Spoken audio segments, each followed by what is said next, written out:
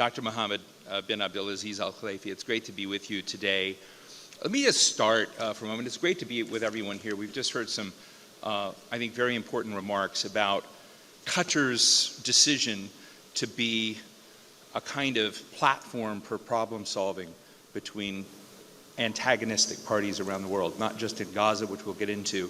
I've been coming to this hotel, the Sheraton, for years, and I'm always interested in who is going to be at breakfast. Maybe it's the Taliban. Maybe it's someone from Venezuela. I've met Iranians here, met folks from Palestine and those representing interests from Israel. And I'm just interested in, before we get on some of the big issues you're negotiating right now, who's at breakfast now that you're negotiating with that we haven't heard about yet? Thank you so much, Steve, and I take this opportunity also to thank the organizers. This is a very important platform that allows us to exchange views about those very important issues. Of course, as a former lawyer and practitioners in law, I'm obliged not to, of course, disclose. I just asked you who's at breakfast. Many of the issues that's related to our pending mediations. But I agree with you. Qatar has created for itself a strong reputation to be a comfortable hub for mediation and dispute resolution for years. One of the recent group that we've managed to host in this hotel as well is a group of different politicians from Chad. And we've managed to successfully reach an agreement at the end by signing the Doha Agreement for the Chad government. And this is something important that we will continue to do. Well, you're the lead negotiator right now in negotiations between Hamas and the Israelis involving Egypt, the United States. We have a term called in the room where it matters. You're in the room where it matters. Can you take us into those negotiations, which seem so hopeful for a moment, then seem to crash and burn? What is the state of play with Gaza and Israel right now? It's a very important question, and this case is precisely one of the most difficult and complicated cases that we faced historically. Qatar, as you know, we're very much engaged in the talks between the different disputes by the past years between the Palestinians and the Israelis. So this is nothing new for us when it comes to talking to both sides. But this case is a little bit, has its own complication. And that's for two main reasons. The first one is the extreme lack of trust between the two sides that makes the job of the mediators even more difficult to try to find a breakthrough or bridge the two sides and fill the gaps to reach an agreement. The second difficulty or challenge that we're facing is simply the military operations on the ground, which makes it even more difficult for the mediators to get the parties together. You know, in spite of those challenges, Stephen, we've managed to secure an agreement in last November, which helped us to get at least 109 hostages, but also 240 detainees out, and bring somehow 7 days periods of calm for the people in Gaza. We want to achieve that again, and that's why we continue our efforts till today to try to get the parties together and overcome many of those challenges. The more that we sit on the table, the closer that we get into the agreement. But as they always say, if there is a will, there is a way. What is missing here is really the political will. And that's continuation of military operation and the intention of continuing the proceeding of this war makes it always difficult for the mediators to get an agreement. So Qatar's not a member of the Abraham Accords. You have not normalized relations with Israel. How complex is that for you serving as a mediator to the different sides? Are you not perceived by Israel to be a host of Hamas, a friend of Hamas? How do you convince both parties to trust you? As I mentioned to you, Stephen, this is nothing new for Qatar. I mean, we have more than 25 years of experience in this field. What makes Qatar as a unique mediator, if you allow me to elaborate on this point, and then I'll get back a little bit on Gaza's situation, are several important factors. One of which, Qatar's at start doesn't believe in the impossible mission for mediation. As you know, historically, we have dealt with extremely difficult and complex mediation cases. Taliban in the US was one of, as an example, of those very difficult scenarios that we're passing by. Another important factor that we're doing is that crises today, Stephen, are extremely complicated. It's way different than 10 years or even 20 years before. So which requires Qatar to equip its team with the right amount of expertise. Now we're facing somehow more of a multidisciplinary crisis that includes an economic component, a political component, legal, security-related component. So we want to make sure that our team is always equipped with the right experience. That creates a strong reputation for Qatar to be able to create that sort of a breakthrough. Another important factor, Stephen, is that our role, as His Excellency elaborated as well in his introductory remarks, our role does not extend to our region. Historically, we've been known of dealing with several cases under the Middle East region, but now we're even going beyond that. We're resolving conflicts between Venezuela and the United States so far away in distance from the state of Qatar. Oh, we're going to get to that. But I'll elaborate a little bit more in a later stage. And a third important component, which I think is extremely critical, Stephen, is that we truly rely on our trusted international partners to help and assist. This is a role that Qatar cannot do by itself, but we are very much engaged with our international community. In our view, those important factors has created that strong reputation that Qatar could fulfill that role, and that created the trust on that level. And therefore, since day one, before committing or starting any of the mediation activities, Qatar's always seek the approval of the parties and the approval of the mechanism and the procedures that Qatar would illustrate in day one and has been accepted by both parties. Do you see any hope that the negotiations over the remaining hostages and the negotiation in Israel and Hamas can be revived? Because you seem to get agreement from just about every party, including Bill Burns, the CIA, the Egyptians, everyone but Prime Minister Netanyahu and the Israeli government. But in that case, is it in shambles, or can it be brought back into another phase? We got used to, in the last few months, to pass by periods of ups and downs. At a certain periods, we become a little bit more optimistic that we're getting closer to any agreements. Other scenarios, we get a little bit down due to other factors, some of which I have elaborated already, such as the military operations, especially in Rafah, which is extremely dangerous when it comes to our own assessment. And therefore, in spite of those challenges, we remain committed. We remain solid to that requirement and engage with our parties as much as we can. The Qatar hosts the largest U.S. military installation in the region, Al Udeid, and I believe in January you extended the base for another 10 years. As I said, if you walk to the Sheraton Grand Hotel for breakfast or any of the other hotels, you can run into the most interesting people in the world, in my view, who are here. So America is here, but Hamas and certain wings of members of the Hamas operation we are. I interviewed, we'll see it later, but former National Security Advisor to President Trump, Robert O'Brien, and he praises Qatar for playing an outsized role in problem solving around the world. But at the same time, he expresses hope that you'll move Hamas to Iran or somewhere else.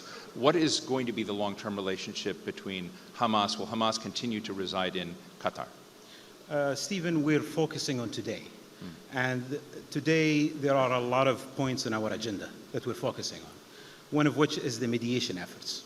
And for us to have a solid mediation, we want to make sure that our line of communications with both sides are effective and direct. And for us to deal with other matters, I think it's going to be simply a distraction. And as I mentioned to you, our mission is not done, and we're continuing to exploring every single possibility and opportunity that we can invest in to create this breakthrough and allow the people of Gaza to have another period of a longer calm that will allow them to have more of a sustainable life. Now, I know that you had interactions frequently with the foreign minister of Iran. My condolences to you, because I know you had a relationship with him. We got the bad news, of course, yesterday about what happened. You negotiated with Iran on behalf of the United States in a very high-profile case. In fact, since you started your job, which was, I think, in 2023, this current version of your job of doing this, it's been remarkable the number of cases you've been in, but one of them was this case with Iran, trying to get prisoner release of U.S. Detainees that were held by Iran, and a $6 billion loan freeze. Can you take us into that? You said it was one of the hardest negotiations you've ever done. I'm interested what specifically made that such a big lift? Again, this is actually one of the first cases that I found in my desk at the first day of the job. Is really the nuclear background of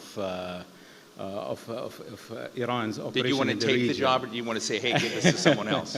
Well, it's challenging, and we like to accept challenges. But generally speaking, Iran is a neighboring country for us, and we share a historical relationship built on trust between us, and we're very grateful for keeping that line of communication open. We're strong advocates for dialogue, and we believe in the power of diplomacy, and therefore we've been very much engaged thoroughly with those matters with the Iranian authorities, as well with our strategic partners in the United States. It was an intense talks, a very difficult, and I always say that one of the most difficult shapes of mediation is when both sides reject the idea of sitting at the same table, which makes it even more difficult for us not to exercise by moving from one meeting room to another, but simply because it makes the job harder, that you need to deliver those points of considerations to the other sides and trying as much as possible to create that bridge that will bring the parties together. Of course, with our intensive hours of work on this case, and thanks for our also regional and international partners in helping us, Oman was a very important and active partners on this case as well. We've managed to create a breakthrough, at least in those very difficult scenarios. Now, I would understand as well that the conflict is not done. And this is part of our strategy, Stephen, is that I follow what I call by the low-hanging fruit approach, is trying to divide that big conflict or crisis into pieces as much as possible, and trying to deal with the closer or the easier somehow for the parties to get an agreement to. What are some of the tools you use? And I don't mean to be silly about this, but you know, in American history, there's the famous story of how Jefferson, trying to resolve a problem between Hamilton and Madison, and I recognize this is very narcissistic, and I apologize, picked the place they ate, picked the what the folks at, where people sat. It's a very important part of American lore that trying to create a deal between two rival politicians. And if you watch the movie or the play Oslo, same thing, very much about the culture, the surroundings. So I'm just interested in what tools did you use the World Cup to solve some of your problems? What are the various techniques that you use to actually break through icy resolve? Well, Stephen, Qatar has, as I mentioned to you, has always been perceived as a comfortable environment for disputed parties to come and try to express their concerns and for us to deal with those concerns by presenting some proposal solutions to those conflicts. And I think that reputation didn't come as ease. It came by time, it came by experience. We're building up the team as much as I mentioned to you. We'll become more comprehensive to cover different areas of the party's concern. That creates a strong reputation that Qatar is able to handle that matter. So gaining the trust. Football tickets? Well, the World Cup is a very important social event that allows the parties to join together. And by the way, one of the interesting matches was for me to attend the match between the US and Iran, where I was somehow accompanied even some of the Iranian delegations, the senior delegations to the World Cup. So it's definitely an important event that allows the parties to come together. But I think what's most importantly is how the mediator conduct the mediation procedures at the negotiation table. And I think that's a very critical matter that we've, as I mentioned to you, we've built that experience by time, and now we know how to approach those sensitive topics when it comes to dealing with different parties. Do you find the US to be a responsible partner in negotiations you've been in? They are strategic partners, and they're very much always available in receiving those matters and receiving us as a trusted mediator in different of those disputes. As you know, in the past 3 to 4 years, we have dealt with several cases that the US has always been one of the disputed parties historically, and therefore we are very much enjoy that engagement with the US and appreciate that strategic partnership. So I don't know if you were involved in this. This is a genuine question I don't know the answer to, but I know that Qatar enjoys a close relationship with Rwanda. Right now, Qatar Airways is investing heavily in the Rwandan airport, Rwandan Airways, etc. And one of the thorns in the side of at least the US-Rwanda relationship, but Rwanda globally, was the story of Paul Rusesabagina, Hotel Rwanda and whatnot. I broke the story globally when he was, when his sentence was commuted, broke that story when Paul was released, and he was released into Qatar. And so his family was here, he spent some time here. So you were again part of the backbone of a deal, what I would call a deal, of getting Rusesabagina from Rwanda and then back to the United States. I'm interested in this because it seems like you were regularly called on by different parties for that sort of, if not direct negotiation, because if you talk to Rwanda, this was a judicial decision on their end, not a negotiation. But you're in the background very frequently for lots of these countries. Do you find yourself constantly called to solve other countries' problems? That's true. Were you involved in this case? They're really keeping us busy. Yeah. But we appreciate this. This is a Do very you send them a strong bill? When I was a lawyer, yes. But this is a very strong sign that Qatar is a trusted partner to deal with those issues. And Rwanda is a very important strategic partner for us and Qatar, and we appreciate the leadership engagement and continuous engagement with us regarding their concerns and sometimes even in the African continent. And as I mentioned to you, Qatar is not limited with specific geographical boundaries or limitation. Right. We're going even beyond that. And we're exploring that partnership with other countries as well.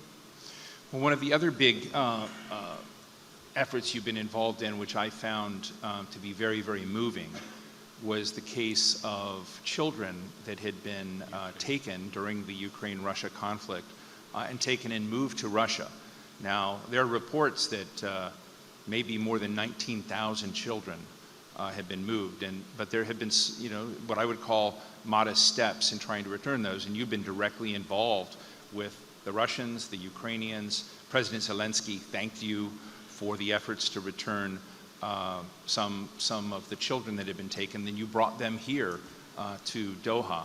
So tell us about that. I mean, it's a very personal, very moving moment, and I want you to connect it to the possibility that Qatar may be a platform for a broader negotiation between Ukraine and Russia, and what you think the chances of that are. We enjoy keeping our communication channels open with all countries, and that, I think, allows Qatar to occupy that position internationally. This is a very important case. It's purely a humanitarian initiative and a movement by the leadership of Qatar to help and assist reuniting families with their children. So it requires a lot of reach out and a lot of different strategies to approach the two governments in trying to finalize those matters. And gladly, we've managed to create that breakthrough and allow us to move in. As I mentioned to you, the conflicts between Russia and Ukraine has affected everyone, including us in the region. And therefore, dealing with this bigger conflict in pieces and trying to finalize those steps is a very effective strategy that we're following. And therefore, we're glad that we're seeing the families reunited with their children. But take us a step further. I think one of the criticisms that some have of Qatar and the role you play is that you're not out there judging right from wrong among some of the parties you're dealing with. And, I'm a Nixonian, so I look at myself as a realist. I'm fine with villains in the world. You have to deal with everybody. But I'm interested in the challenge that when you look at something like that, many nations in the world, particularly the United States, look at the invasion of Ukraine, a sovereign nation, by Russia, to be completely unacceptable, the deaths that have happened, and then the taking of children. How do you maintain the demeanor not to say that's evil or that's wrong? How do you navigate that? And how do you tell the critics of Qatar why that's important? Stephen, we totally distinguish between our pure political position when it comes to the cases that are surrounding us and our mediation efforts when it comes to the scope that we have already designed for that specific mediation. When it comes to the political position, we're standing with the rule of law. We're standing with the international law and the United Nations Charter. And we will continue to advocate for that, regardless whether this comes from a friendly state or not. We have to say what's need to be mentioned. Now, when it comes to the mediation, we're also following the international law and we're not doing anything legal. Here we're discussing specifically is a specific mandate that comes from the disputing parties, illustrating exactly what types of points of concerns and procedures that both parties would like to discuss. And therefore, we design our work very professionally, and we make sure that we illustrate to each party their obligations and their rights when it comes to those mediation efforts. Therefore, we cannot really mix up these two things together. When it comes to the political position, our opinion is very clear, but when it comes to our offering and our help and assistance and resolving disputes, this is something that we will continue to do.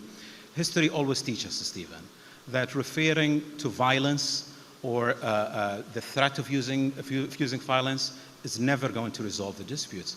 And the best methods that we have selected is really to refer those matters to more diplomacy and peaceful methods of resolving disputes. Statistically, mediation is ranked second as the most commonly used way of resolving disputes directly after the direct negotiation.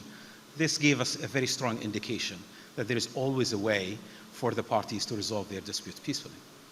Since you became Minister of State in this role for the Foreign Minister, what's been your most fun or successful negotiation that you actually enjoyed? I enjoy all cases, to be honest with you. No. It's extremely fun. Okay, what's the worst? To go through. What's the most frustrating?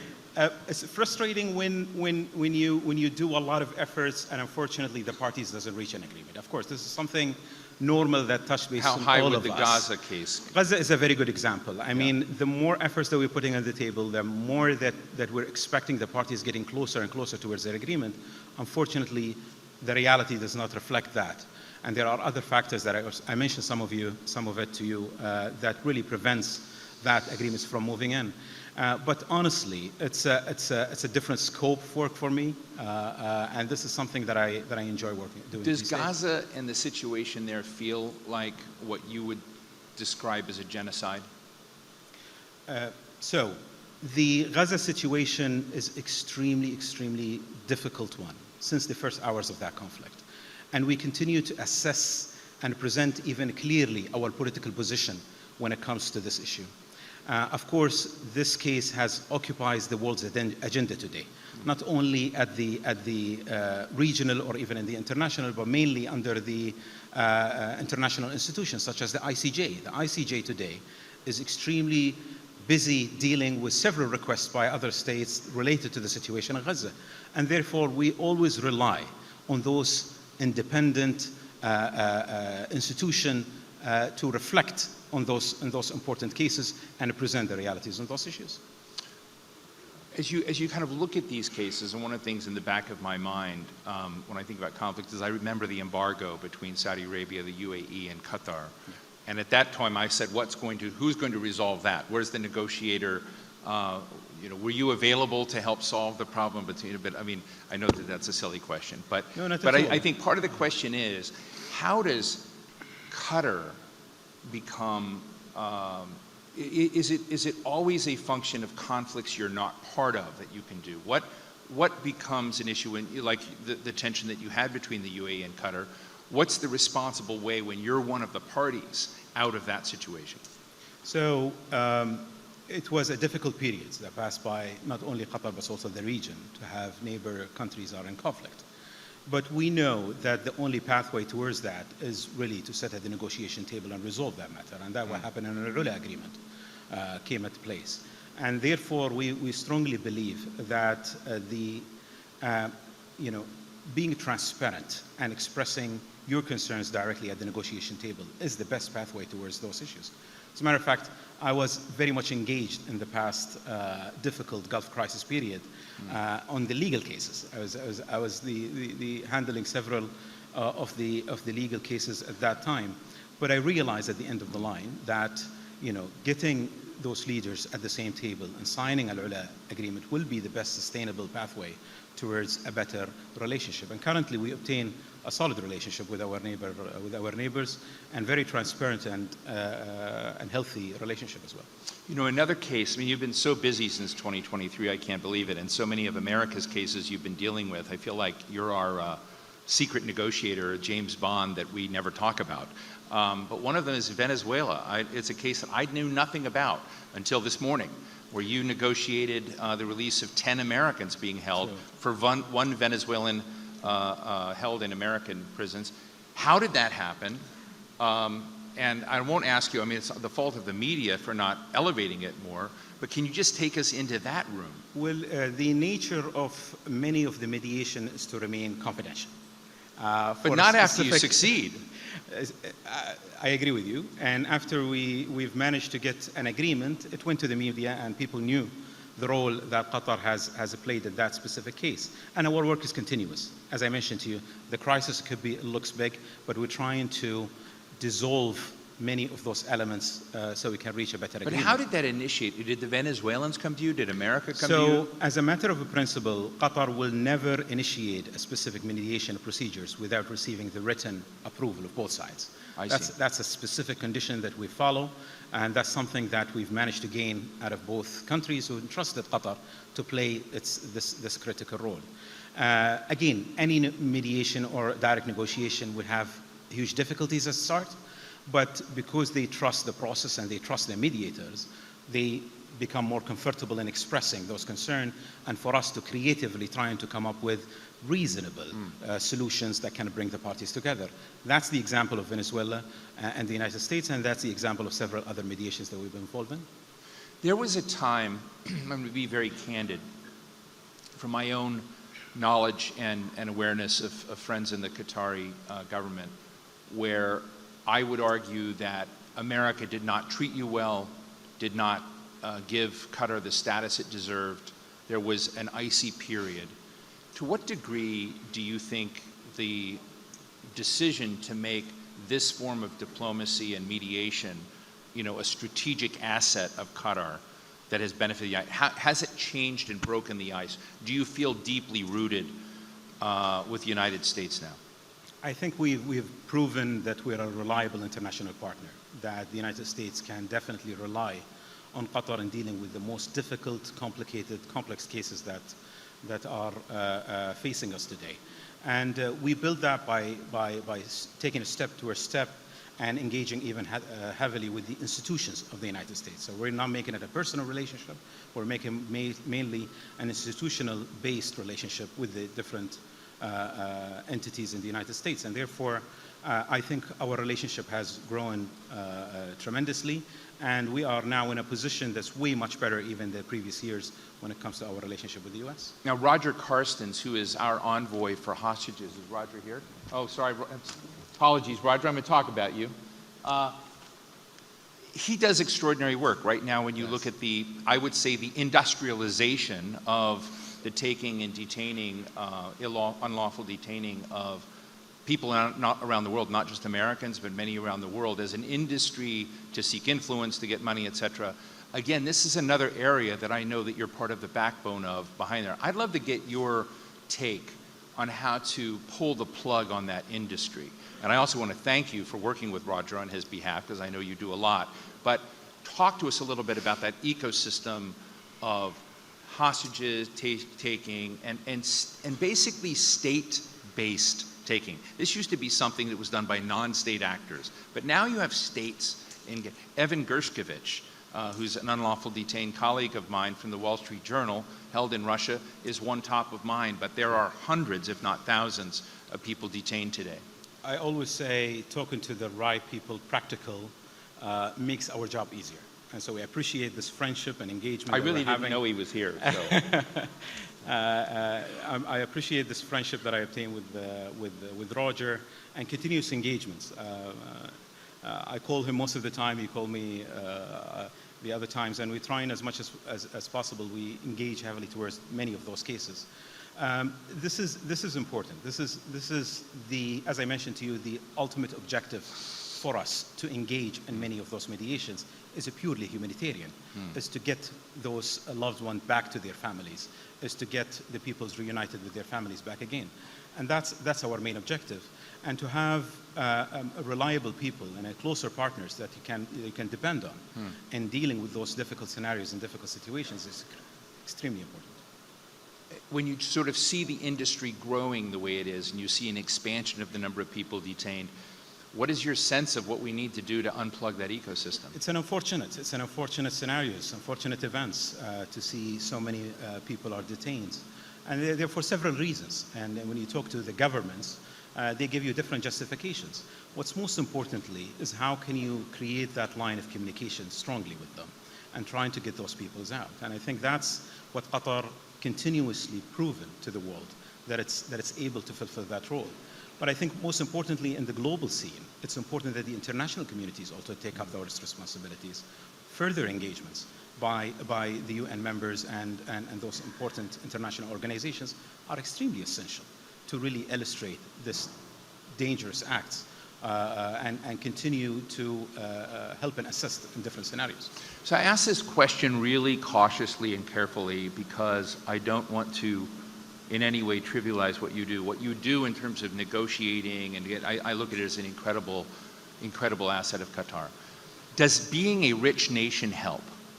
In other words, I think a lot of people wonder, are you, lubing up the system here and there? Does money, I remember when you were working on Chad, what are there, 50 different factions? People don't know that Chad is basically a highly factionalized challenge and problem in a Rubik's Cube. And I'm just wondering, when I was aware of what you were doing with Chad, with other players and factions, you're not, when I've joked about, do you send a bill to someone, the truth is you don't get a bill from it. You're putting a lot of money, what's your budget for problem solving? So I'm not going to talk about the budget, but I'm going to definitely tell you that it takes skills and abilities and the right amount of expertise among any other factors. Of course, resources and providing a platform, for a comfortable platform for the disputing parties to come and stay and discuss those concerns are essential.